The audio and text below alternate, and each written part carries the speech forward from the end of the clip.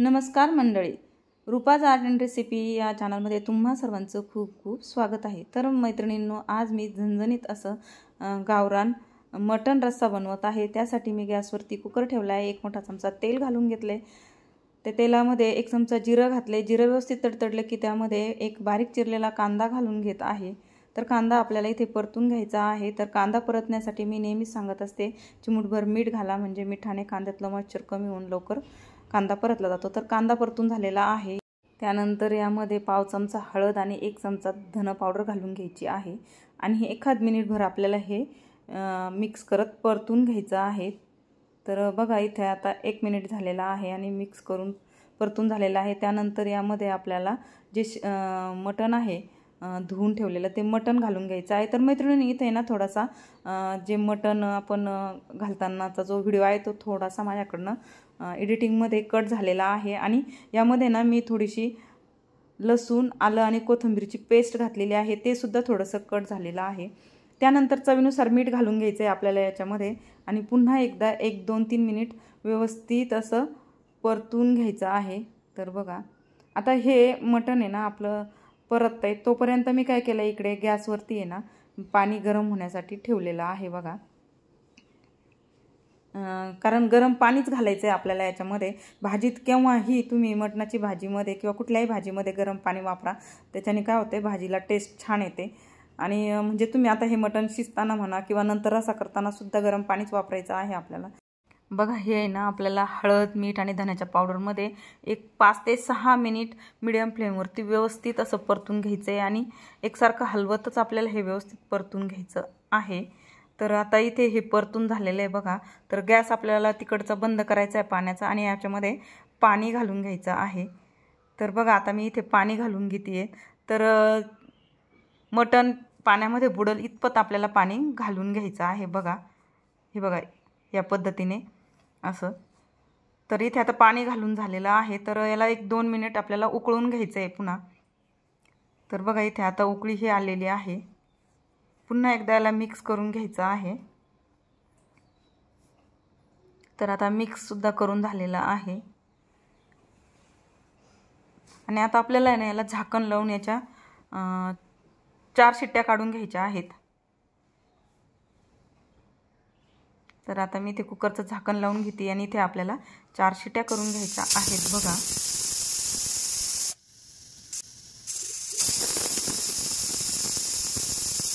तर आता कुकरच्या शिट्ट्या होत आहे आपल्या, तोपर्यंत आपण गॅसच्या दुसऱ्या शेगडीवरती तवा ठेवलेला आहे। तवा गरम झाला की त्यावरती आपल्याला खोबरं घालून घ्यायचं आहे। तर अर्धी वाटी खोबरं इथे मी घालून घेतलेलं आहे आणि अगदी थोडंसं तेल टाकून खोबरं आपल्याला लालसर तांबूस रंगावरती परतून घ्यायचं आहे। एक 2 ते 3 मिनिट आपल्याला हे खोबरं परतवायला लागतात। तर खोबरं परतून झालं आहे, एका ताटामध्ये मी काढून घेतलेलं आहे थंड होण्यासाठी। त्यानंतर आपल्याला इथे 2 मोठे कांदे उभे चिरून घेतलेले आहेत मी, ते घालून घ्यायचे आहे। अगदी पातळ चिरून घ्यायचे आहे आपल्याला आणि एक 5 मिनिट हे कांदा आपल्याला परतून घ्यायचा आहे। तर कांदा परतत असतानाच त्यामध्ये एक 7-8 पाकळ्या मी लसणाच्या घालून घेतलेल्या आहेत। तर कांदा आपल्याला व्यवस्थित परतून घ्यायचा आहे। अगदी गोल्डन ब्राऊन रंगावरती कांदा आपल्याला परतून घ्यायचा आहे। तर कांदा सुद्धा बघा आपला इथे आता परतून झालेला आहे।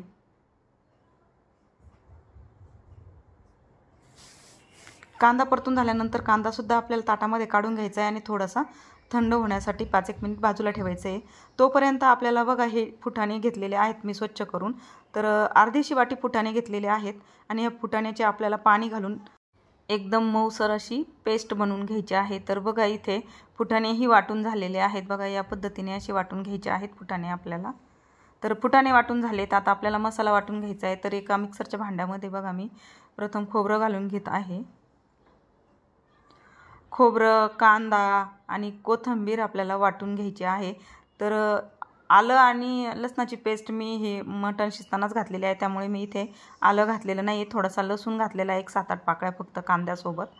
तर कांदासुद्धा आता इथे मी मिक्सरच्या भांड्यामध्ये घालून घेते आणि थोडीशी आपल्याला कोथिंबीर घालून घ्यायची आहे आणि हे सुद्धा आता आपल्याला थोडंसं पाणी घालून याचं एक मस्त असं वाटण बनवून घ्यायचं आहे। बघा, तर आता मी हे वाटण बनवून घेते। एकदम मऊ आणि असं बारीकसर वाटण आपल्याला इथे बनवून घ्यायचं आहे बघा। तर आता हे वाटणसुद्धा आपलं बनवून झालं आहे बघा। हिरवं वाटण मस्त अगदी किती छान बारीक वाटून घेतलेलं आहे मी। आता ह्याला ना आपल्याला फोडणी देऊन घ्यायची। तर आता इकडे बघा आपला कुकरही झालेला आहे। तर मी तुम्हाला मटण शिजलंय की नाही ते दाखवते। तर बघा मटण ही शिजलेलं आहे आपलं। थोडंसं असं मिक्स करून घ्यायचं आणि असं थोडंसं तोडून पाहायचं आहे आपल्याला मटण शिजलं की नाही। तर इथे बघा 4 शिट्ट्यांमध्ये मटण ही व्यवस्थित शिजलेलं आहे। आणि आता हे ना बाजूला ठेवायचं आहे आणि आपल्याला जे वाटण केलेलं आहे ना त्या वाटणाला फोडणी देऊन घ्यायची आहे। तर मी आता इथे गॅस पेटवला, गॅसवरती एक कढई ठेवलेली आहे आणि कढईमध्ये आपल्याला तेल घालून घ्यायचं आहे। तर 1 मोठा चमचा इथे मी तेल घालून घेतलेला आहे। त्यानंतर हे जे वाटण बनवलेलं आहे ना कांदा खोबऱ्याचं ते घालून घ्यायचं आहे याच्यामध्ये आणि एकदम कोरडं होईपर्यंत आपल्याला हे वाटण आता परतून घ्यायचं आहे। म्हणजे अगदी तेल सुटेपर्यंत हे वाटण आपल्याला परतून घ्यायचं आहे आणि एकसारखं हलवतच आपल्याला हे मीडियम फ्लेमवरती परतून घ्यायचं आहे। जवळजवळ याला एक 5 ते 6 मिनिट लागतात बरं हे वाटण परतवायला।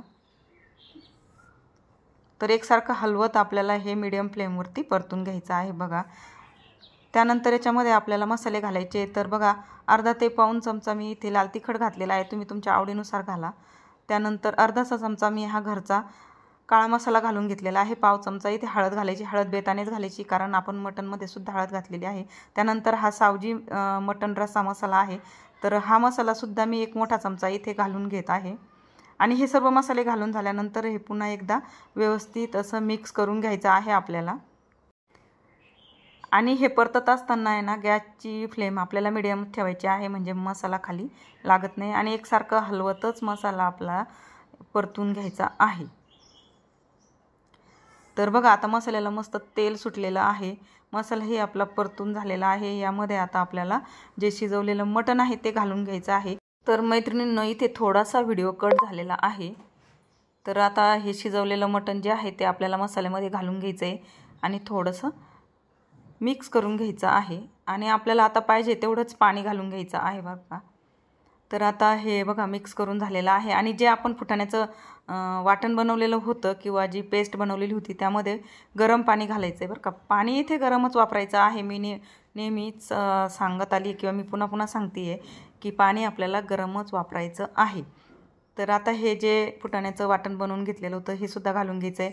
हे फुटाण्याच्या वाटणाने ना म्हणजे जे रश्श्याला इतकी सुंदर टेस्ट येते ना, तर तुम्ही नक्कीच या पद्धतीने करून पहा। आणि आपल्याला कितपत रस्सा घट्ट पातळ हवा आहे तितपत आपल्याला पाणी इथे घालून घ्यायचं आहे। तर आता पाणीही घालून झालेलं आहे। त्यानंतर थोडंसं मीठ घालून घ्यायचं आहे आपल्याला। तर मीठसुद्धा आपल्याला इथे बेतानेच घालायचं आहे कारण मटण शिजवताना आपण याआधी मीठ घातलेलं होतं आणि कांदा परतत असताना सुद्धा आपण पाव चमचा मीठ घातलेलं आहे।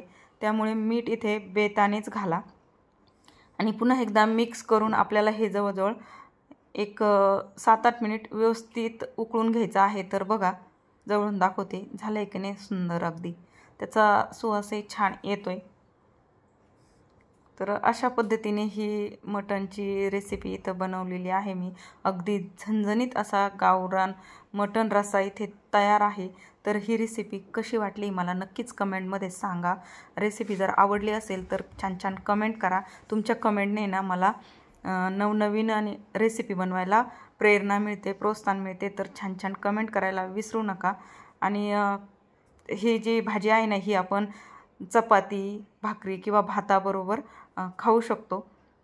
तर बघा आता आपल्याला गॅस थोडासा बारीक करून एक 5-1 मिनिट मीडियम फ्लेमवरती किंवा एकदम लो फ्लेमवरती ही भाजी उकळवून घ्यायची आहे बघा। एक 5 ते 7 मिनिट आपल्याला ही भाजी उकळून घ्यायची आहे एकदम लो फ्लेमवरती। तर आता ही भाजी आपली इथे उकळवत आहे बघा। भाजी जरा जास्त वेळ उकळल्याने ना ते मटणचा सर्व फ्लेवर त्या रश्श्यामध्ये उतरतो। तर आता इथे आपली ही भाजी झालेली आहे। गॅस बंद करायचा आणि एका डिशमध्ये मी भाजी सर्व केलेली आहे। तर मैत्रिणींनो ही रेसिपी आवडली असेल तर ह्या व्हिडिओला लाईक करा, चॅनलवरती नवीन असेल तर चॅनलला सबस्क्राईब करा, बेल आयकन क्लिक करा। व्हिडिओ पाहिल्याबद्दल खूप खूप धन्यवाद।